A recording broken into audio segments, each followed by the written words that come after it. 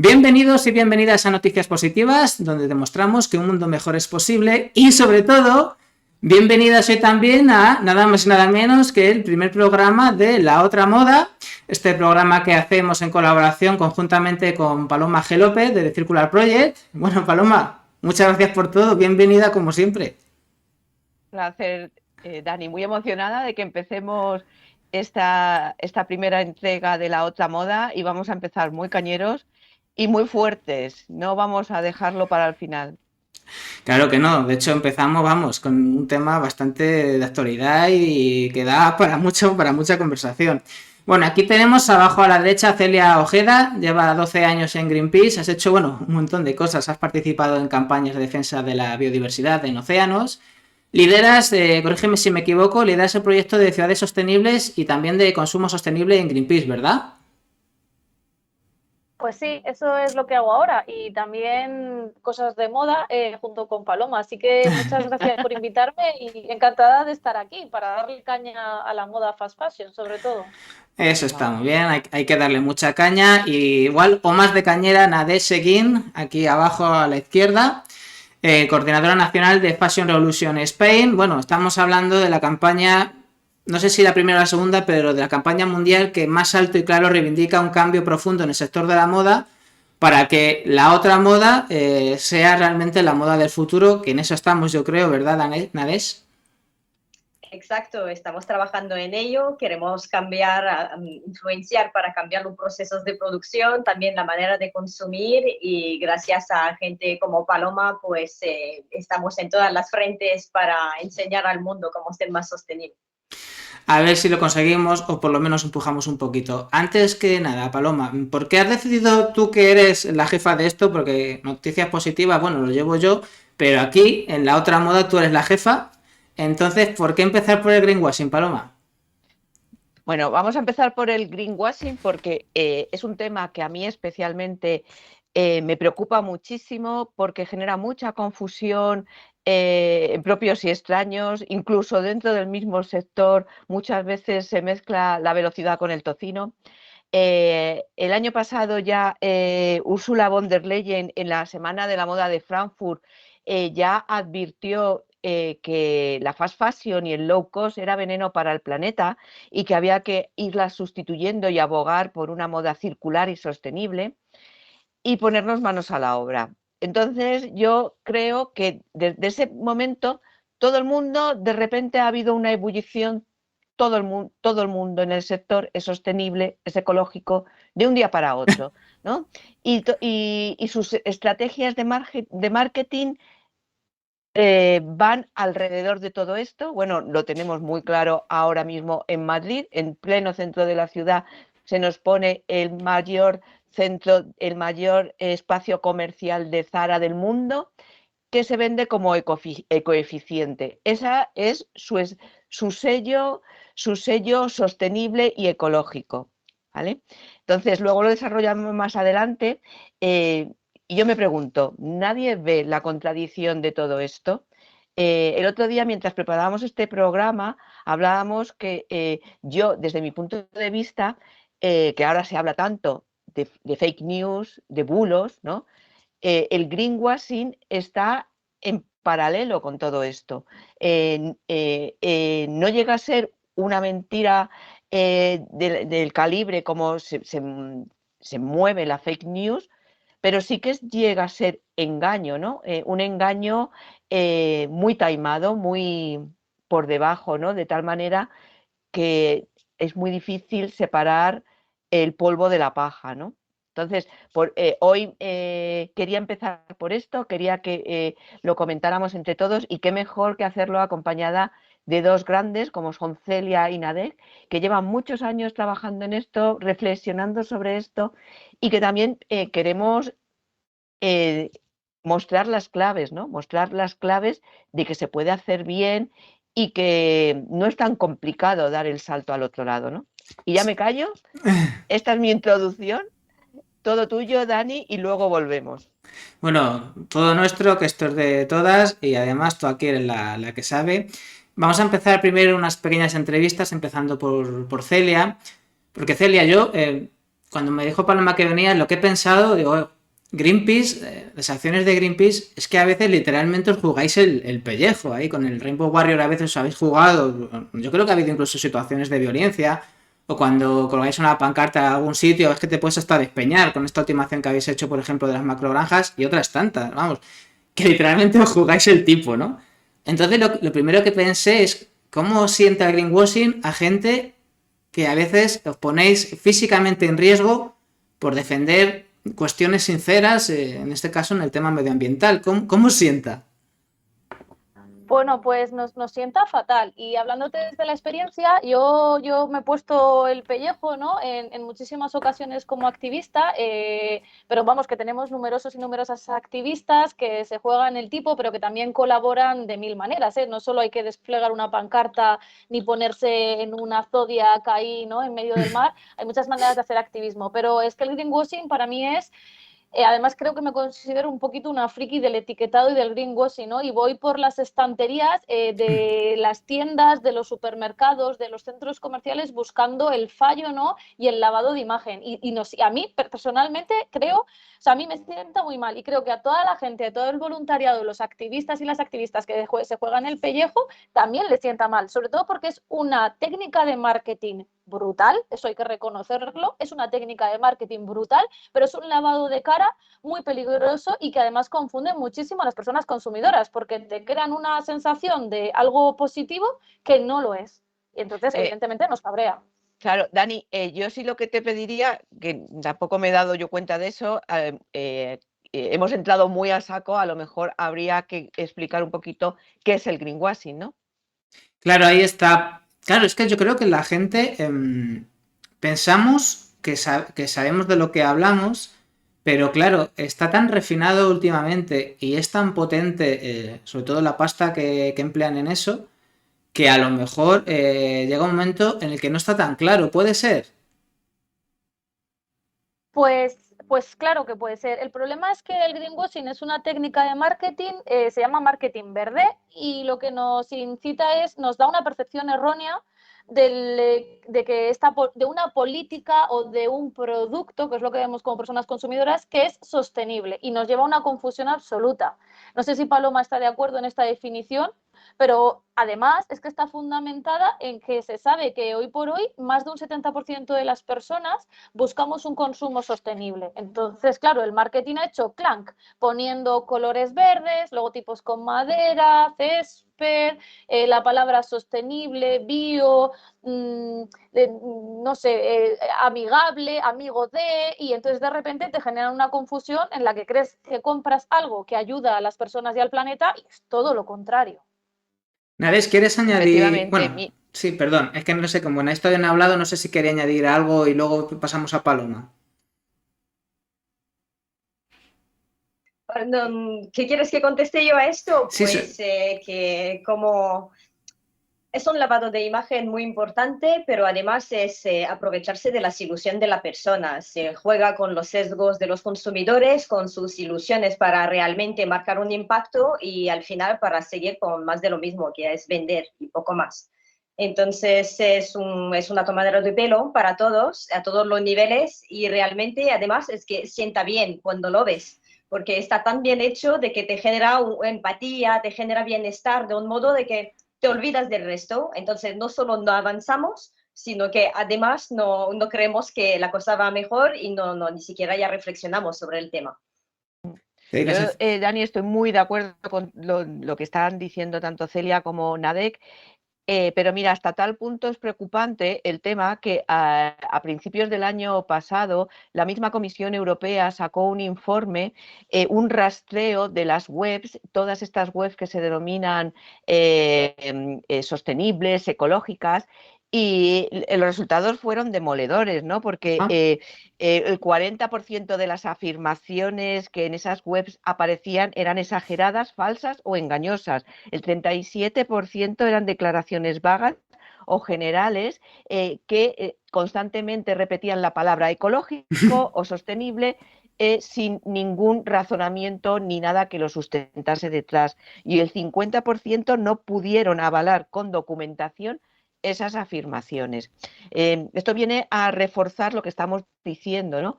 Que el greenwashing es esta estrategia de marketing, como bien dice Celia, muy bien hecha, ¿no? Esa estrategia de marketing verde, muy bien hecha, pero que confunde muchísimo y que viene a tranquilizar conciencias. Tranquiliza la conciencia de quien entra a ese gran centro comercial a comprar, porque ya ven en una esquina el sello eco, el sello sostenible, pero también tranquiliza a los propios trabajadores de la misma empresa, porque dicen, no, es que mi empresa está haciendo cosas, o sea, está dando pasos, es que todo no se puede hacer de golpe.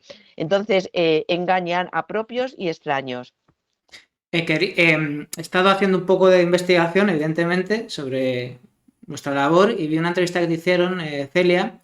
Me da la sensación, bueno, más o menos lo decías así, que claro, tienen que apostar por este marketing verde de una forma tan descarada en las empresas de la fast fashion, porque como no pueden ser realmente sostenibles, es que a lo mejor no les queda otra. No sé si lo interpreté bien, si vas por ahí. Bueno, no es que no les quede otra, es que yo creo que no les quiere quedar otra, ¿no? Es muy fácil, ¿no? Yo produzco, gano, tengo un negocio en el que gano mucho dinero y evidentemente me da igual las consecuencias ambientales y sociales, y cuando se me acabe mi business, pues me voy a otro business, porque las empresas y las grandes empresas funcionan así, sean de fast fashion o pesqueras en alta mar, ¿vale? Entonces, su producción es ganar dinero. Entonces, me da igual si es con moda o con lo que sea. Y claro, evidentemente les da igual y no toman las medidas que deberían de tomar. Claro, es que las medidas a los niveles planetarios a los que estamos y las consecuencias ambientales que estamos sufriendo ya de cambio climático y pérdida de biodiversidad, lo que harían sería, evidentemente, cambiar el modelo. Pero es que tenemos que entrar en esa conversación. Es que hay que cambiar el modelo de producción y de consumo, porque claro, aquí parte de la culpa la tienen las empresas y no toda la culpa la tienen las personas consumidoras, pero claro, ¿a quién produce ahí? Y yo veo dos cosas importantes al hablar del greenwashing y a qué afecta esto, ¿no? Está por un lado el tema ambiental, muy importante, y luego está el tema de los derechos de las trabajadoras, que además sobre todo son principalmente mujeres. El patriarcado siempre, si puede, castigando más a las mujeres siempre, y más sobre todo en estos sectores tradicionalmente femeninos también, ¿no? Que suelen ser además los indispensables, curiosamente.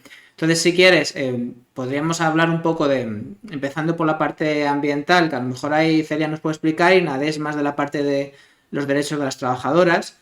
Lo digo porque, empezando por el tema ambiental, Celia, claro, tú precisamente has trabajado en campañas también de biodiversidad, sobre todo en relación con los océanos. Ahí hay un problema muy gordo con los vertidos, ¿no? De la industria. Pues sí, porque, bueno, a ver, es que las consecuencias ambientales de la fast fashion, por ponerlas encima de la mesa, ¿no? Y así empezamos la discusión y luego dejamos la parte de los derechos sociales, que es muy importante. Yo siempre digo que la moda sostenible es el conjunto de cómo se hace y quién lo hace. Entonces, vamos a hablar de la moda insostenible y entonces yo voy a hablar de la parte de cómo se hace, que está mal hecho. Para eso tenemos a la experta aquí de quién lo hace.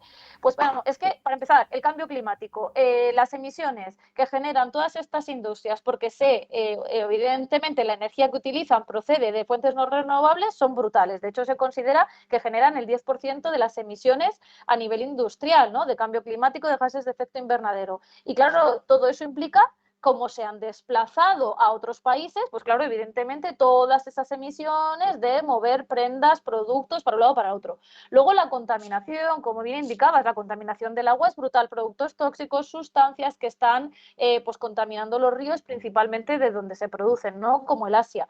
En el caso del agua, hay que hablar también del uso del agua, ¿no? Por ponernos un ejemplo, hay un dato de Naciones Unidas que dice que para hacer unos pantalones vaqueros necesitamos 7.500 litros de agua, que es la misma cantidad de agua media, ¿no?, que utiliza una persona en unos 7 años. Solo unos vaqueros. Y yo sé que seguro que Paloma tiene unas cifras de la producción del algodón que también son brutales. Eso por un lado. Es decir, estamos consumiendo muchísima agua para producir unos pantalones vaqueros. Luego contaminamos el aire, contaminamos a través de la producción de algunas fibras como el poliéster, porque todo el mundo nos preocupa muchísimo los plásticos en el mar y nos hacemos, madre mía, los plásticos en el mar, pero es que el poliéster es plástico que acaba en el mar. Entonces es que esto es lo que riza el rizo, ¿no? Y luego la cantidad ingente de ropa que se produce que acaba incinerada o en vertederos, como está pasando, por ejemplo, en Chile, ¿no? En Chile se está evidenciando que hay vertederos con ropa con etiquetas y ese es un vertedero que estamos viendo porque se sabe que hay marcas que están quemando ropa que no venden o ropa que, bueno, pues que no quieren que se reduzca el precio en el mercado y tal. Es decir, es que la ropa en sí está contaminando cambio climático, pérdida de biodiversidad, porque además necesitamos materias primas y esto implica que estamos pues destruyendo bosques, destruyendo océanos para obtener determinadas materias primas, contaminando el agua, el aire, bueno, el agua y los océanos entre ellos. Y además luego nos encontramos con una cantidad de ropa brutal que no sabemos qué hacer con ella. Bueno, no sabemos, no saben qué hacer con ella y que acaba en vertederos contaminando más o incinerada contaminando también más. O sea, que es que las consecuencias son brutales.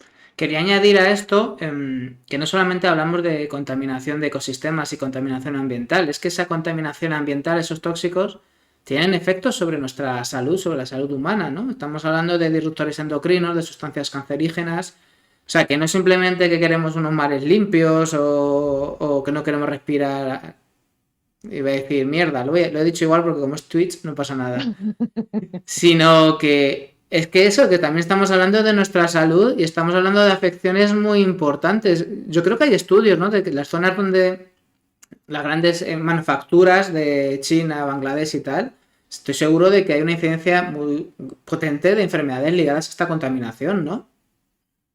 Sí, bueno, se hablaba antes de que hubo una temporada en la que se decía mucho que la moda en Europa, perdona, que los ríos de Asia llevaban el color de la moda en Europa y esto era por todas las sustancias contaminantes y tóxicas que poníamos a nuestra moda que nos afectaban a nosotras, a nosotros como consumidores porque las llevábamos puestas pegadas a nuestra piel, las respiramos y cuando digo luego que contaminamos el aire y el agua a la hora de deshacérnoslas es que también esa contaminación nos está afectando a nosotras pero también afecta a las personas que viven en el curso de estos ríos, porque con ese agua beben, riegan, se limpian, se lavan, pero también, y a ver, igual ahí entra más la siguiente invitada, afecta a la producción, porque no somos conscientes que las personas que están cosiendo, limpiando, haciendo y en contacto con esas sustancias están sufriendo y sus condiciones pues no son las idóneas para estar trabajando con esas sustancias tóxicas. Es decir, no solo a nosotros europeos, ¿no? y europeas que estamos llevando la ropa, sino a la gente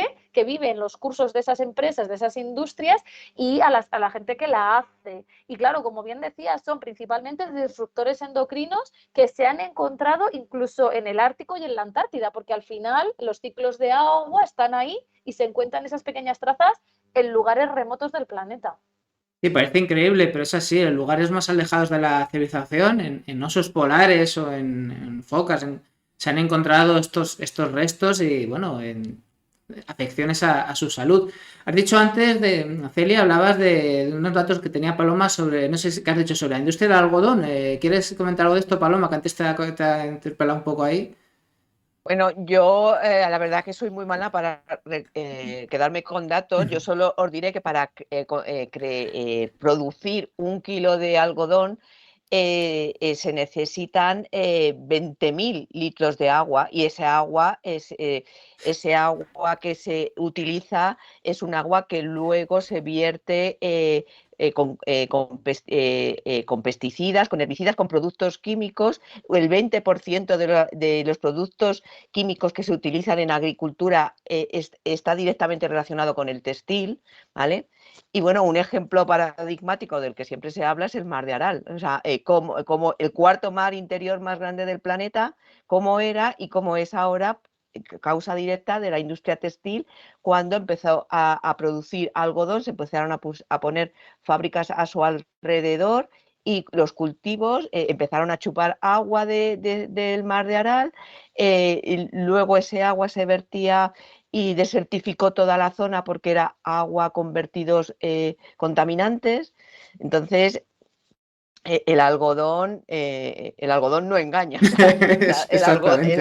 el algodón realmente donde va es una fibra que realmente chupa muchos recursos. Decía antes decía antes Celia el tema de que realmente no quieren cambiar. La fast fashion y el low cost, por definición, nunca, jamás van a ser sostenibles, por definición. Es decir, y a lo mejor me estoy metiendo un poco en el debate que vamos a hablar luego, ¿no? En el momento que tú estás entrando en un gran centro comercial y estás viendo que te están ofreciendo de un mismo modelo, distintos colores, distintas tallas, todo un perchero lleno de ese diseño, empieza a sospechar, ¿vale? Empieza a sospechar porque eso viene de una economía extractiva que está utilizando muchísimos recursos, que está encima producida al otro lado del mundo, lo que supone de emisiones de carbono. Entonces, aunque esté en el corner más conscious y más bonito decorado, eso es insostenible y eso es mentira. O sea, que no te la cuelen. Antes de pasar al tema de los derechos laborales o de las condiciones de los trabajadores, un tema un poco transversal que también hablamos de ello, no sé si creo que fue la campaña Ropa Limpia que hicieron un estudio sobre la contaminación y los problemas que sufren los trabajadoras, sobre todo trabajadoras. Creo que era esta técnica que es este falso desgaste de los vaqueros, que creo que es con una pistola. No sé si Nadé sabes algo o qué me podría contar sobre qué sucede, que es súper venenoso eso, ¿no? Bueno, ¿Hablas de la técnica con arena? sí, exacto, exacto.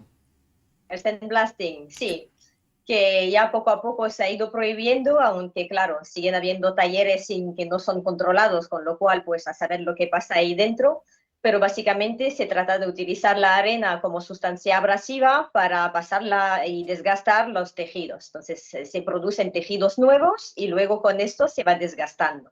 Pero claro, las personas que trabajan ahí no tienen unas leyes de seguridad laboral como podríamos tener aquí. Es decir, si ya la técnica en sí pues no es necesariamente la mejor idea que se nos haya ocurrido, además en estas condiciones pues es una garantía de muerte prematura prácticamente. Porque respirar estas partículas y que se acumulen en tus pulmones asegura que una persona que trabaje de esta manera durante 10, 20 años, si tiene suerte, pues no tenga mucha salud, que digamos. Como una pequeña silicosis, o sea, como lo que les pasa a los bomberos, digo a los bomberos, Efectivamente, a los sí. mineros, Exacto. a los mineros pero en menor escala.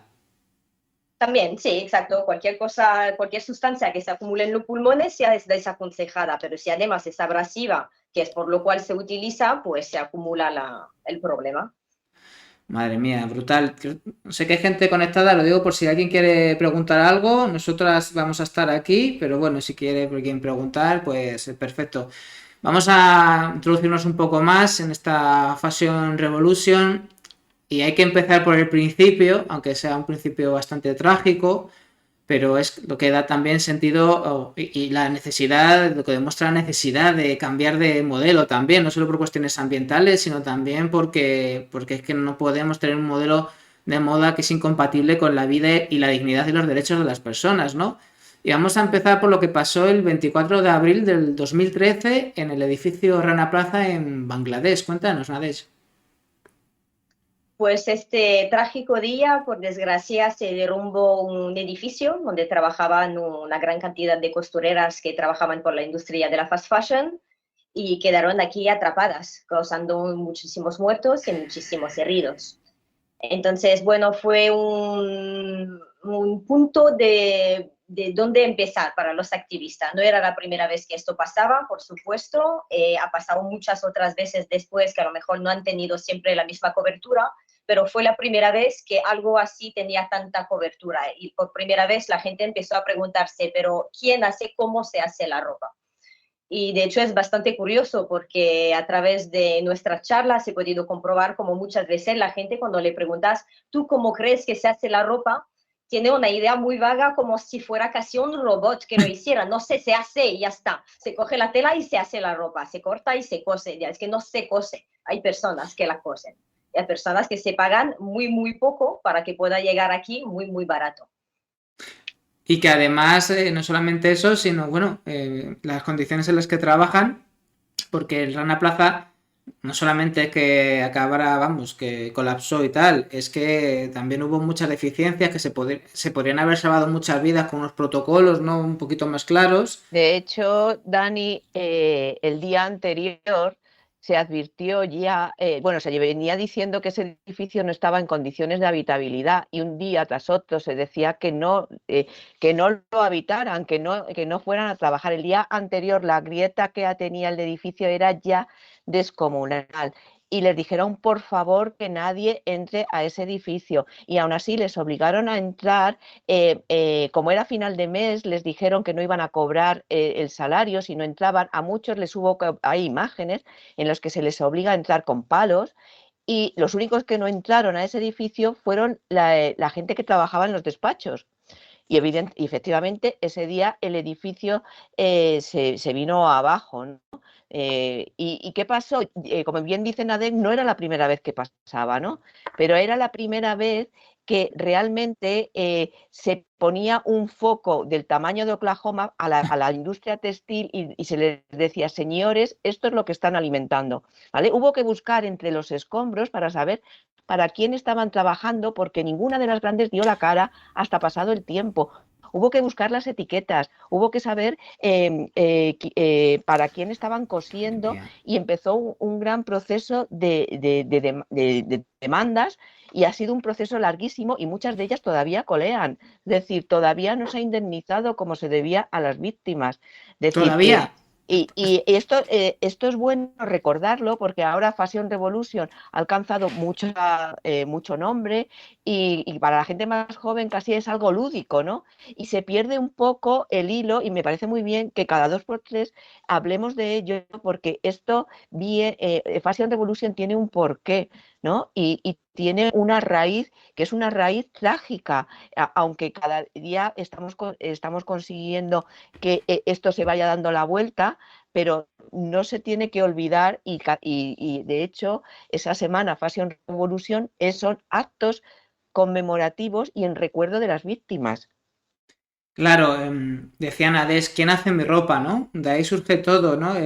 Porque es una cosa que pasa mucho cuando hablamos de otras partes del mundo o de personas de otras partes del mundo que quieren venir a porque huyen o porque hacemos que huyan, ¿no? Porque les tratamos mal o porque porque contaminamos sus hábitats, porque conspiramos para causar guerras, porque porque nos quedamos sus recursos, por tantas cosas, ¿no?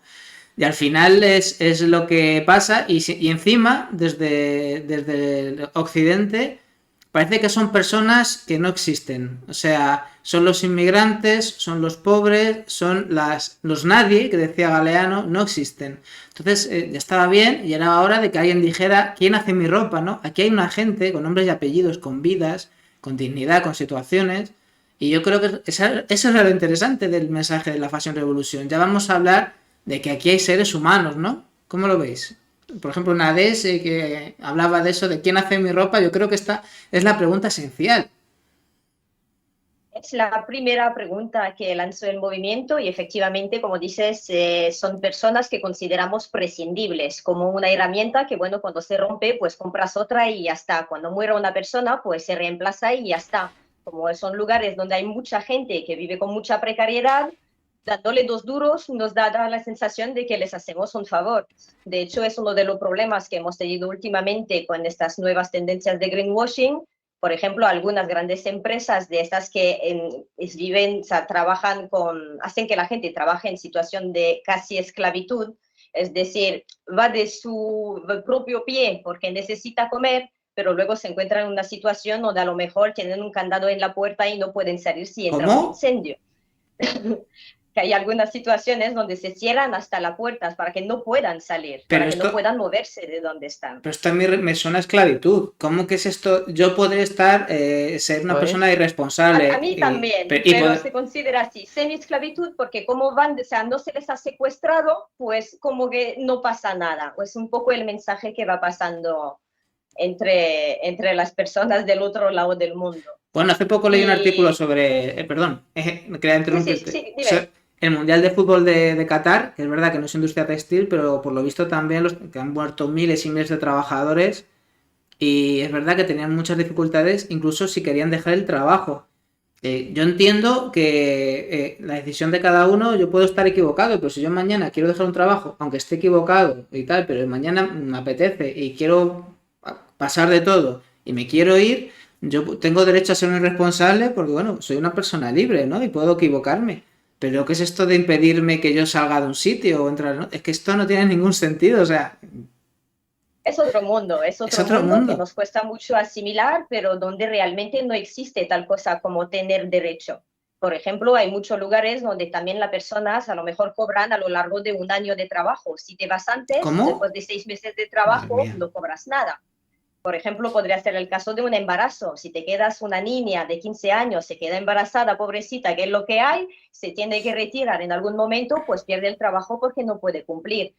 Son una serie de situaciones, las una con las otras, que hace que esta gente, no, o sea, aparte de no existir, no tener ninguna posibilidad de salir de donde está, si no es con la ayuda de las personas que sí tienen un poco más de poder alrededor.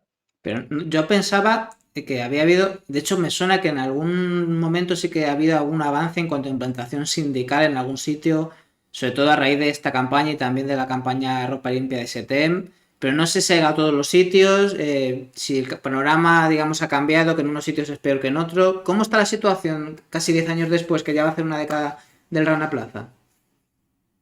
Pues va avanzando, es decir, sí, es verdad que estamos viendo unas pequeñas iniciativas que van tomándose su sitio poco a poco, pero también es cierto de que si no es gracias a la campaña para seguir dando posibilidad a estos movimientos, pues también se nota de que en cuanto nos descuidemos un poquito, pues estos contratos que aunque nos podríamos creer de que son cosas que ya se van firmado como de ya para siempre, son acuerdos puntuales. A lo mejor se puede decir, pues durante 3 años vamos a comprometernos a mantener el equipamiento eléctrico en regla, pero luego desde ahí ya vamos viendo. Es una lucha continua. Claro, es que además es una situación muy complicada porque si los cauces legales de cómo se deberían solventar los problemas laborales, que es la sindicación, ¿no? Que los trabajadores puedan defender sus intereses en un marco, digamos, legal y establecido, y ni siquiera eso se puede hacer, no vamos a hablar ya de acciones de desobediencia civil, como las que puede hacer en otros ámbitos, por ejemplo, Greenpeace, ¿no? Porque entonces ahí directamente, vamos, yo creo que te condenan por terrorista a la mínima, entiendo. Son actividades hermanas y entre todos vamos sumando en un problema muy grande y muy complicado de abordar. Sí que te quería comentar, por ejemplo, de que, por ejemplo, desde este año, desde 2022, más o menos creemos que hacia el 1 de mayo para los Ajá. derechos de los trabajadores, vamos a organizar una campaña de recogida de firma para ayudar, para pasar un proyecto de ley que ayude a estas personas dentro de la industria textil y que tengan, bueno, unos mínimos de derechos ya de manera legal y de manera, no sé si permanente, pero por lo menos duradera, Pero para garantizándolos evitar en. O sea, perdón, garantizándolos ahí. No, perdón, quería decir. A ver si lo he entendido bien. Una campaña para garantizar los derechos, digamos, de las personas que trabajan en otros países. O sea, quiero decir. Porque yo sé que existen iniciativas para que desde aquí, desde España, se pueda obligar por ley a que las empresas garanticen de sus proveedores en otros lugares unas condiciones mínimas, ¿no? Entonces, sería en ese sentido, o sea, que yo pueda firmar una ley aquí en España para obligar a las empresas españolas, pero que tienen proveedores ahí, que les den unas ciertas condiciones. sería para activar un sistema que sí, por un lado, obligue a este tipo de cambio y también por otro lado vaya comprobando que estos cambios se estén aplicando. Y creo que también espero se vaya trabajando mucho en cuanto a la idea del greenwashing social, porque hemos visto campañas hace poquito, por ejemplo, donde algunas empresas de fast fashion se consideraba como, o sea, que empoderaba a la mujer porque el 75% de sus trabajadores eran mujeres. Nos quedamos en blanco, porque cuando sabes las condiciones que hay detrás, ya solo me faltaba esto. Pero esto se surge como para decir, wow, somos lo más, por lo menos le damos trabajo. Entonces, sí, habrá que trabajar, es un proyecto a nivel europeo, con lo cual implica muchos ámbitos, pero se va a trabajar a nivel de práctico, de seguridad, de salario principalmente, y bueno, de condiciones de bienestar en general. Claro, es que hay Eso mucho. que Sí, de Dani, eso Paloma. que estáis apuntando es muy interesante porque al externalizarlo todo, parece que el problema también se externaliza, ¿no? Y yo muchas veces he conversado con gente de multinacionales textiles y decía, nosotros lo hacemos bien, quien los hacen mal son ellos al otro lado del mundo. Y claro, se te queda la cara un poco como diciendo, ¿qué me estás contando? Vamos a ver, si tú en tu país no te dejan hacer una serie de prácticas porque no es ético, porque no es legal, pero sabes que estás haciendo contratos al otro lado del mundo con gente que sí que está haciendo esas prácticas ilegales y no éticas y miras para otro lado, entonces em, eh, eh, estás haciéndolo igualmente, aunque no lo estés haciendo en tu país, ¿no? Entonces es muy interesante esta campaña de firmas y esta presión internacional para que la trazabilidad sea igual en todos los países. Es decir, si no te lo dejan hacer aquí, no lo vayas a hacer al otro lado del mundo y te lo traigas para acá. ¿Vale? Y ese es el problema, que lo externalizan todo, la ilegalidad, la producción, todo, y vienen aquí y lo blanquean, ¿no? Entonces, Pero una cosita, algo...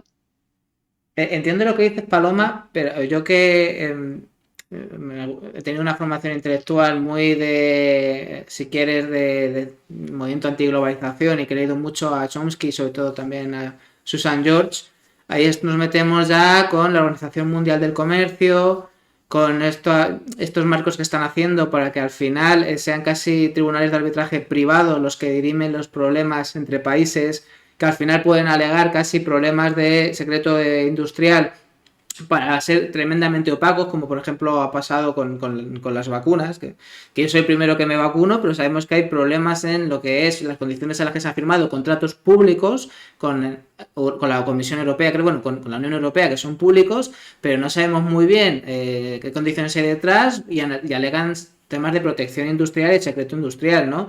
Y también a la hora de en un marco internacional, garantizar los derechos de los trabajadores, en este marco de cómo está el comercio internacional, en este marco de la globalización, van a poder alegar que si yo estoy obligado a dar unas condiciones X a los trabajadores, casi que es un problema contra la libre competencia, y tal y como está montada la Organización Mundial del Comercio, nos lo vamos a comer con patatas. Es que es un tema que ahí, como no la gente no se ponga muy a tope y también investiguemos y sabemos el mundo en el que vivimos, que el sistema internacional, en la globalización, la democracia no existe, y menos los derechos, pues va a ser complicado dar un paso, ¿no? Estamos hablando con la madre del cordero de casi todo.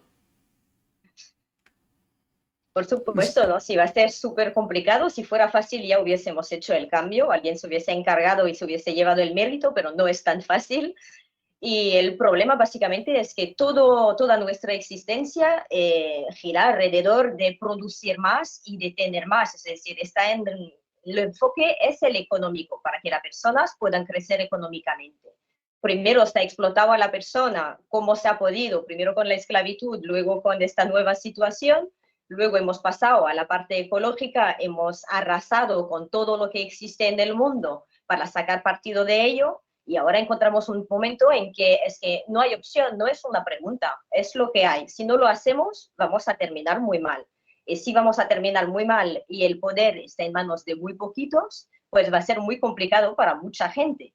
Entonces, tenemos que hacer algo. Uno de los problemas del greenwashing, antes planteabas cómo saber un poco, no sé si tienes presente las tres burbujas de la sostenibilidad, que arriba tenemos la económica, luego Ajá. tenemos la social y tal.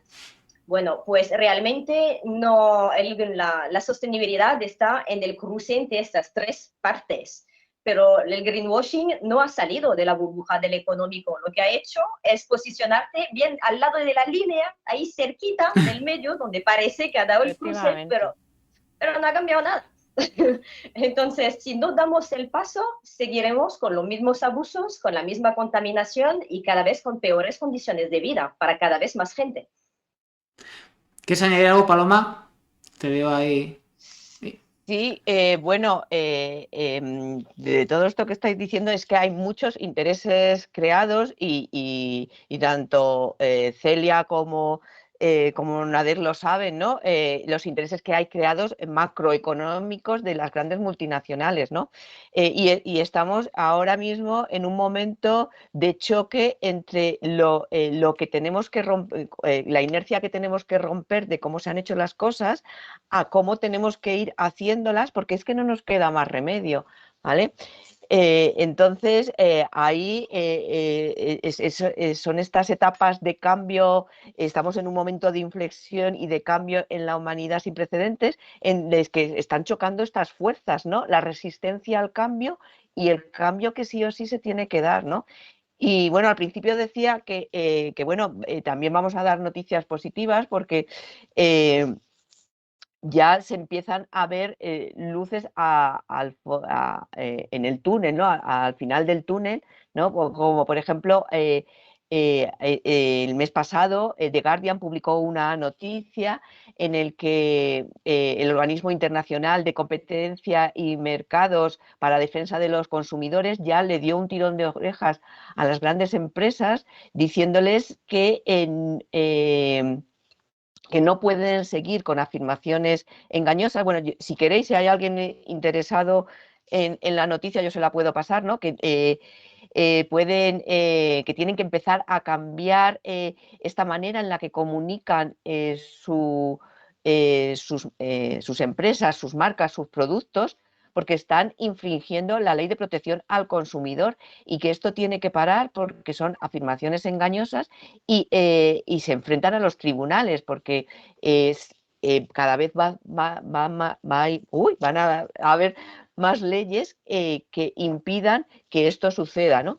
Entonces, bueno, pues esto resulta muy positivo para todos los que estamos trabajando pico pala a diario con esto, picando piedra ahí para que se dé este cambio, ¿no?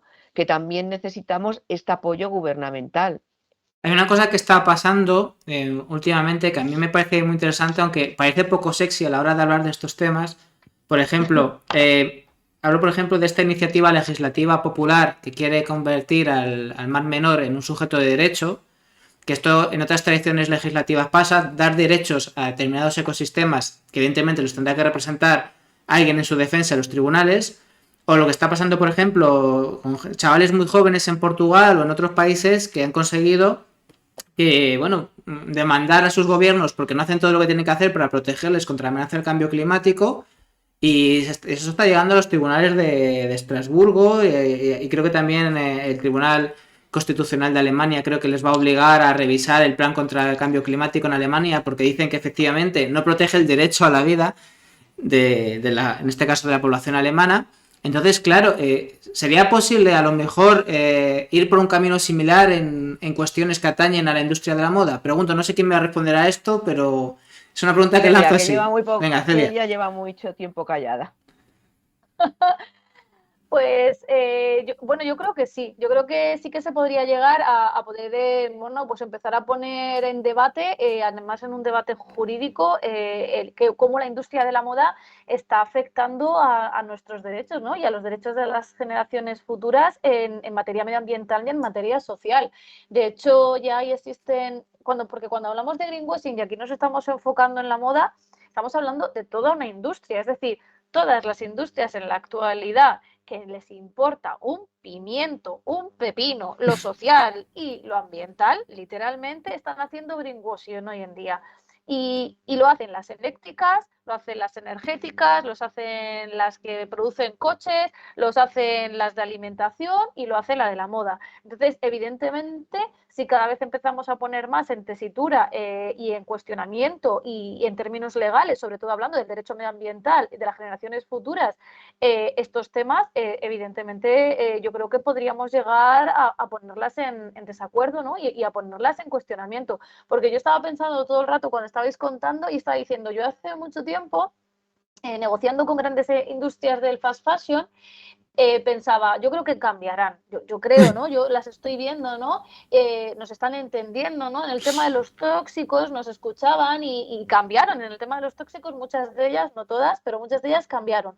Pero cada vez las veo más y se han atrapado, totalmente atrapado, porque les beneficia obviamente en estas falsas soluciones y greenwashing que luego podemos pasar a comentar, y no han dado el paso porque no les interesa. Entonces está claro que aquí la clave o la llave, en mi opinión, es gobiernos con normativas y personas a través de pues, nuestras acciones individuales, pero también a través de acciones jurídicas, ¿por qué no? Y que se establezcan normativas para que los derechos de las personas y del planeta estén por encima de unos derechos empresariales. Porque, como decía Ana Debe, al final es que están rozando el límite de la burbuja, como dice ella, como explica ella, el círculo de la sostenibilidad, pero no piensan cruzar ahí, bueno, ni de broma.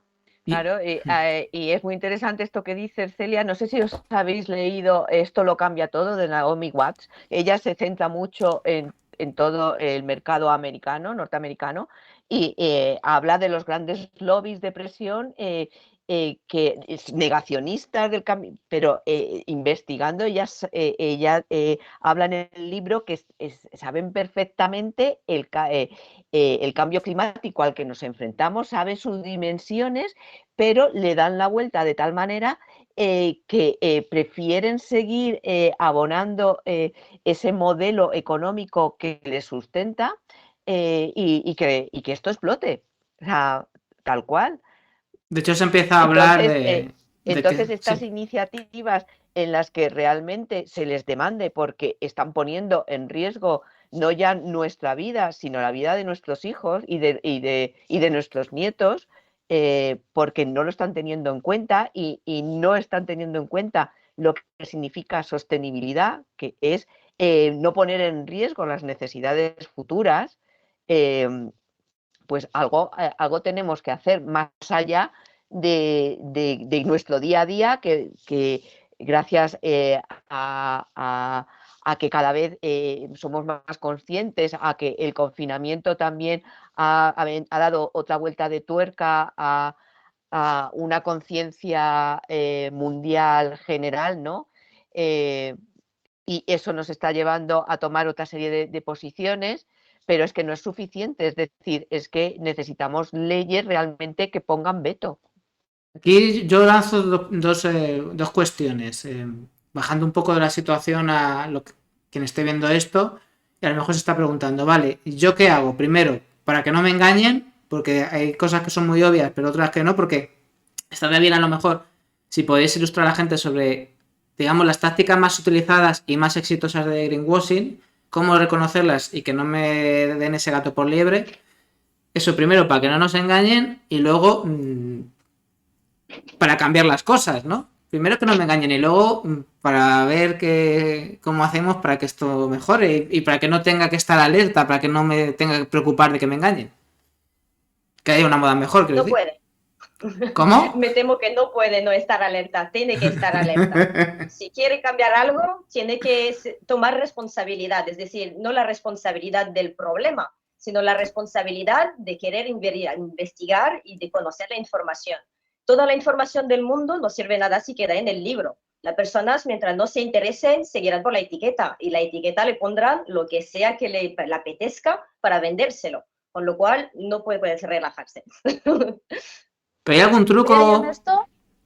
yo en esto aplico la técnica que podría aplicar con un niño pequeño y que aplico a veces con mi hijo cuando vamos a comprar y ves galletas, ¿no? O ves algo, ¿no? La gente de marketing es muy buena, es su trabajo, ¿vale? Y entonces tú ves ahí un bollo enorme, ¿vale? Relleno de chocolate y además seguramente tiene un dibujo infantil que evidentemente te está atrayendo, ¿vale? Y tú lo ves y esa es la imagen que quieres que tú veas, pero cuando lo abres no hay nada de eso, ¿vale? Pues un poco como decía, o sea, es que hay que ser muy crítico y lo que ves es mentira, tienes que indagar más. Es decir, nunca te fíes de la parte delantera, ni del producto ni de la prenda. Mira la etiqueta, mira detrás, mira cómo se ha hecho, mira la composición. O sea, lo bonito es lo que te van a vender, el diseño, cómo está colocada, el dónde está colocada, lo que hay alrededor. Seguro que hay cajas de madera con cosas verdes, con plantas, segurísimo, y tú crees que es algo sostenible, pero no lo es. Entonces hay que mirar la etiqueta, hay que informarse, porque claro, si no es muy difícil.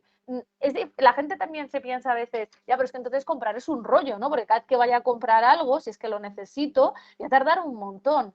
Ya, es que de eso se trata. De eso se Sí, trata, si bueno, no pero quieres que te también den gato por liebre.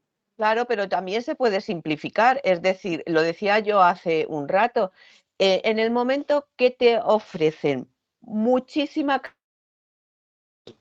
en distintos tamaños, en distintos colores, que se ha producido al otro lado del mundo, vete de ahí. O sea, huye.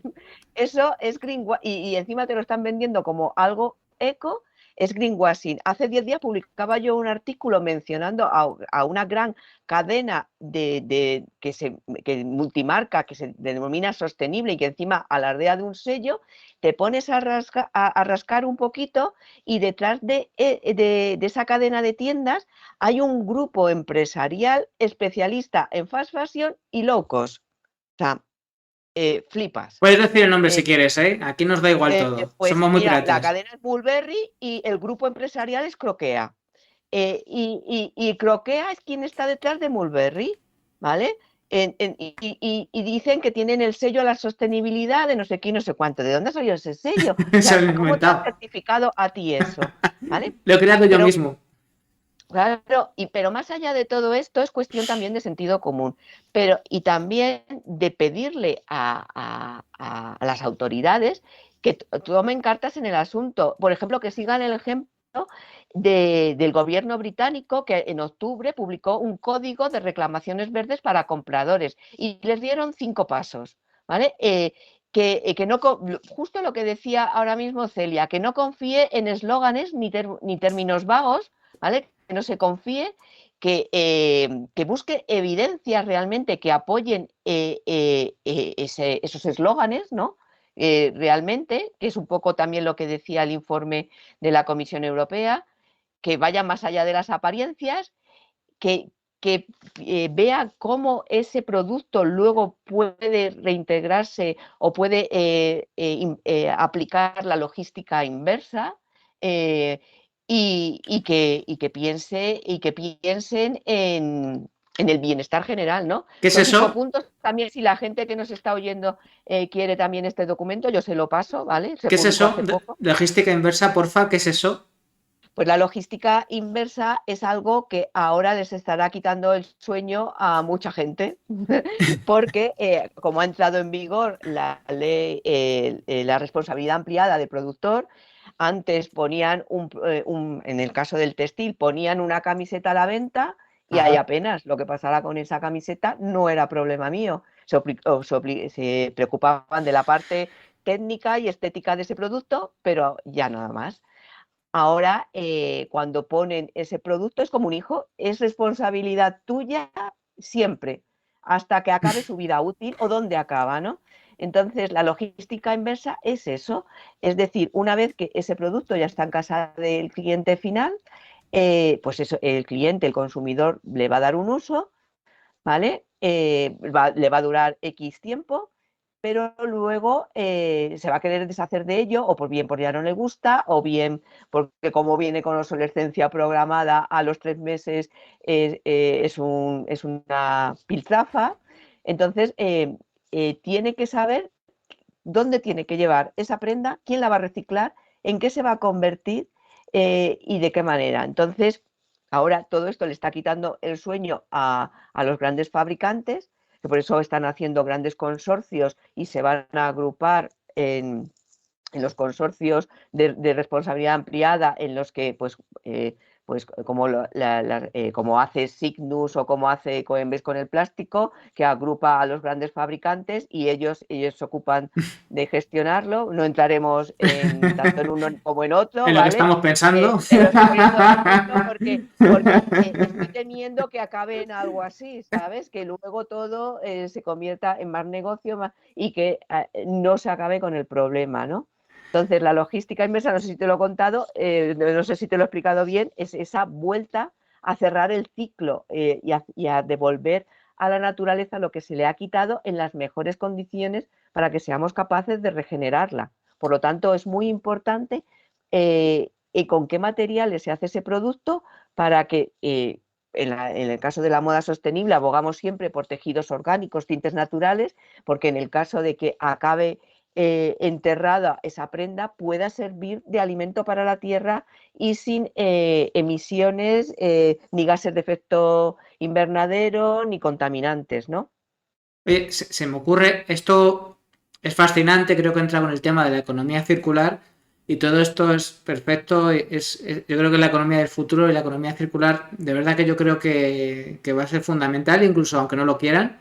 Pero se me ocurre que hemos hablado de estas cuestiones y no hemos entrado en un tema espinoso, pero que es otra de las grandes dificultades. Y es que mucha gente dice, me encanta lo que dices, esto está genial.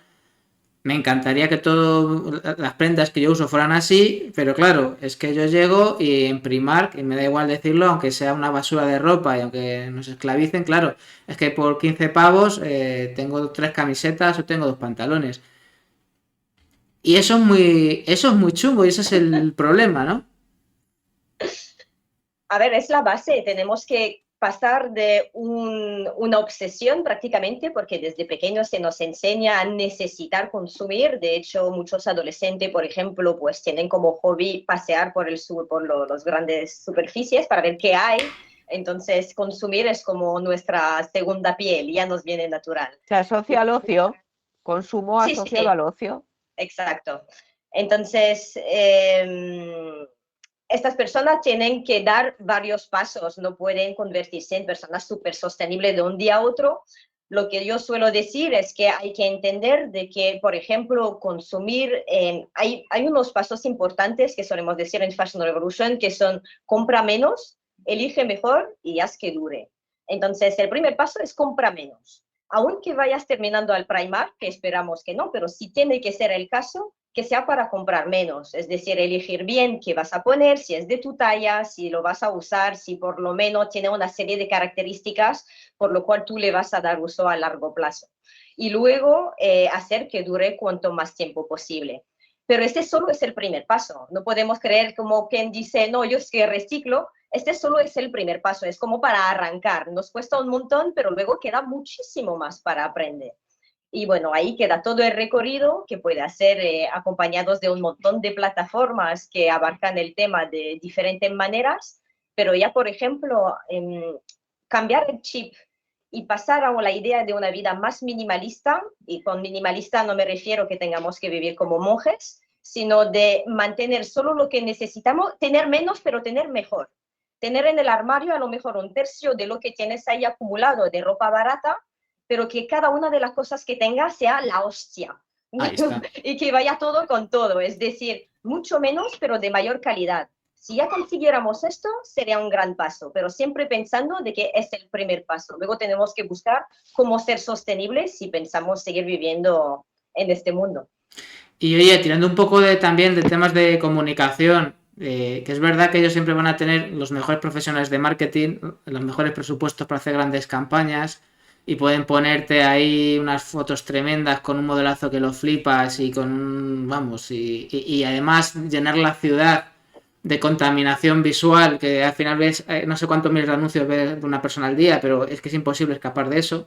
Aunque tengamos menos medios, yo creo que sí que tenemos que dar también la batalla en el tema de la comunicación y se pueden lanzar mensajes potentes. O sea, a lo mejor hay que empezar a lanzar el mensaje de que contaminar no es algo viejo, es algo feo, es la antimoda, ¿no? Es feo, no está de moda, no es fashion, o sea, no es guay, porque es que es verdad que no, que es un mensaje que al final estamos hablando de que la juventud cada vez está más concienciada con temas ambientales. Ahí está Greta Thunberg, todos esos chavales que antes de la pandemia salían todos los viernes, y creo que mensajes en esa línea, pienso que es una idea mía, a lo mejor soy muy ingenuo, podrían conectar con Dani, ellos.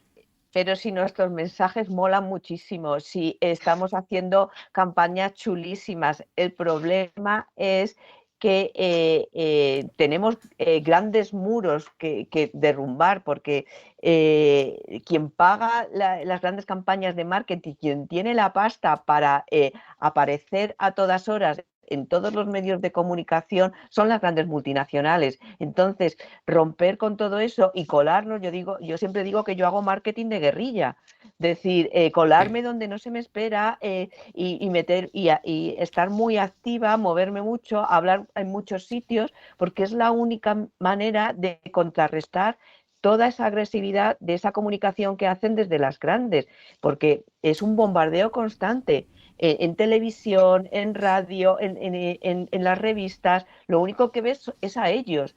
A nosotras nos ven muy poquito y en casos muy contados y a veces como casi anecdótico, ¿no? Y poco a poco eso vamos rompiéndolo, pero es muy difícil, es decir, luchamos contra un gran gigante. Bueno, para esta otra moda.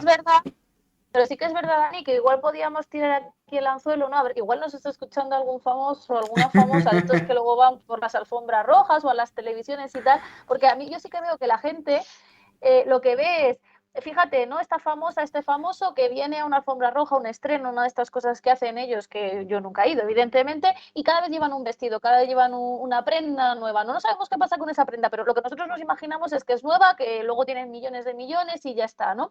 Pero sin embargo, en nuestro día a día, nosotros como personas usamos la misma ropa. De hecho, usamos casi siempre la misma ropa que tenemos. Por mucho que compremos más, las cifras nos dicen que compramos más, un 60% más de ropa que hace 15 años, pero lo usamos la mitad de tiempo y el 40% de esa ropa no nos la ponemos, con lo cual los datos nos están diciendo que usamos la misma ropa. Es verdad que sí que es verdad, cuántas verdades, pero bueno, que sí que estaría bien que alguna personalidad famosa empiece a decir, no, yo es que llevo este mismo vestido que he llevado en 3 estrenos y no pasa nada, ¿no? Porque usar la ropa mucho es bueno, como bien decíamos, menos es más, ¿no? Cuanto más la uses, más sostenible. Y la ropa más eco es la que ya está fabricada y la que tenemos, exactamente, la que está ya en nuestro armario y que tenemos que alargar, como decía Nadet, su vida útil, ¿no? Porque ya ha hecho su daño medioambiental. Claro, y qué bonito sería, ¿no? Ver en una pasarela, en una de estas premiers, ver a alguien y decirle, no, ese vestido yo te lo he prestado, o ese pantalón, ¿vale? Porque yo lo llevé en otra, ¿no? Igual que hacemos nosotros, porque hablamos de alternativas, de que si la moda es cara, de que comprar menos y tal, pero luego hay otras muchas alternativas. Siempre se ha intercambiado ropa. ¿Y por qué no seguirlo haciendo? ¿Y por qué no hacer de esto una moda? No comprar e intercambiar, que la gente no entienda eso. Lo que queremos que entiendan es que tú puedas intercambiar la ropa que tienes con otra gente, con otras familias, con otras amigas, amigos, y pues estás cambiando de ropa y al final, pero en el fondo la misma ropa es la que está en el mercado, en nuestra circulación, me refiero. Desde luego el monstruo al que nos enfrentamos es muy grande, pero somos noticias positivas, que eso no significa noticias amables ni noticias tontas. Queremos cambiar las cosas sabiendo que hay problemas, ¿vale? Somos la alegría rebelde de quienes quieren cambiar el mundo. Esto es noticias positivas, en esa dirección nos movemos. Entonces vamos a ir ya terminando el programa de hoy, pero sí que quiero dejar un mensaje positivo, no ingenuo, de cómo podemos empezar a preparar la onda para lanzar la pedrada y tirar a Goliat y reventarle la cabeza en el mejor sentido de la palabra. Pues yo lo que os dije antes, compra menos, elige mejor, haz que dure y lee las etiquetas, infórmate. Esta sería la parte más importante. Y antes de terminar, Nadej, no sé si quieres dejarnos, has hablado de la campaña de recogida de firmas, algo más de cara también al próximo Fashion Revolution que quieras ya dejar como anuncio, avanzadilla o que quieras ya dejar constancia de ello. Pues yo os invito a seguirnos a través de las redes sociales, donde vamos a ir explicando cuáles son todos los eventos que vamos a organizar en todo el territorio de España a lo largo de la Fashion Revolution Week, para hablar pues de problemas, de soluciones, de personas, de cómo se lía todo con todo y qué podemos hacer cada uno desde nuestra perspectiva para intentar hacer de este mundo un lugar un poquito mejor. Tú, Celia, ¿cómo lo ves? A ver, ¿cómo podemos cargarnos a Goliat? Pues bueno, yo es que aparte de lo que ella ha dicho una vez, me resulta difícil, ¿no? Yo igual inventaría a las personas que nos escuchan, no sé esto cómo se dice en Twitch, en la radio se dice de otra manera, pero vamos, la gente que está aquí escuchándonos, oyéndonos o viéndonos, a animarse a hacer un reto, ¿no? ¿Qué sé yo? 21 días sin comprar ropa, un año sin comprar ropa, estoy seguro que tienes un montón de ropa y aprender a combinarla como a ti te guste, como tú quieras, ¿no? Y ver que es posible, ves que es posible y que eso es súper súper sostenible. Es una de las cosas más sostenibles que puedes hacer. Como decía Paloma, ya está hecha, ya no va a contaminar más. Úsala todo lo que pueda. ¿Ves cómo la gente que me Puede ser muy critica, divertido. la gente que me critica porque siempre uso los mismos jerseys, ¿ves cómo hago bien? Muy bien.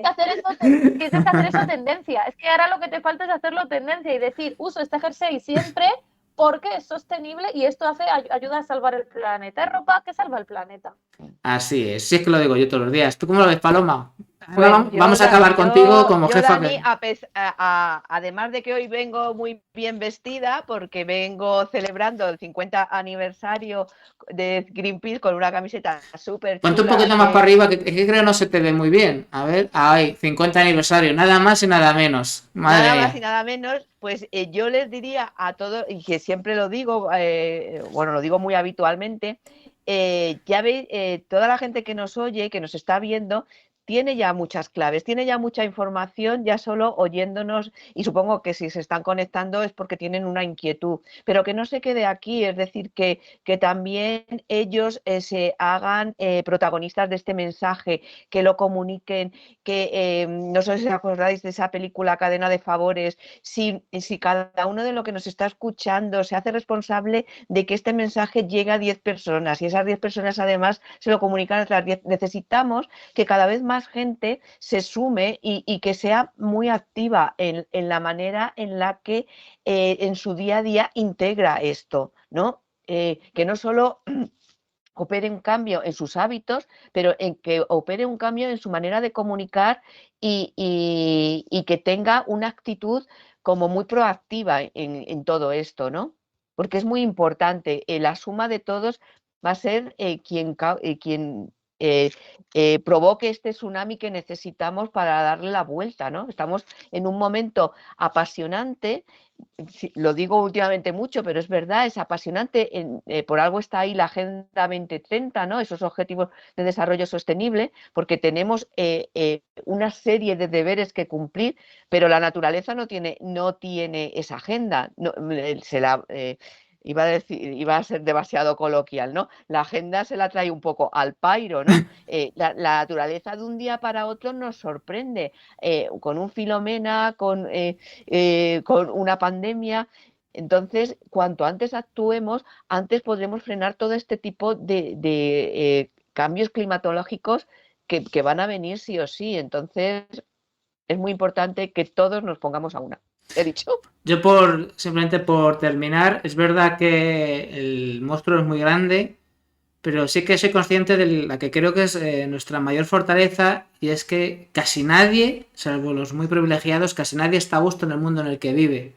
Si somos capaces de transformar eso que sí que es mayoría, y es un sentimiento muy mayoritario en la sociedad, que casi nadie está a gusto en el mundo en el que vive, y por eso cada vez más frustración, enfermedades mentales, insatisfacciones varias.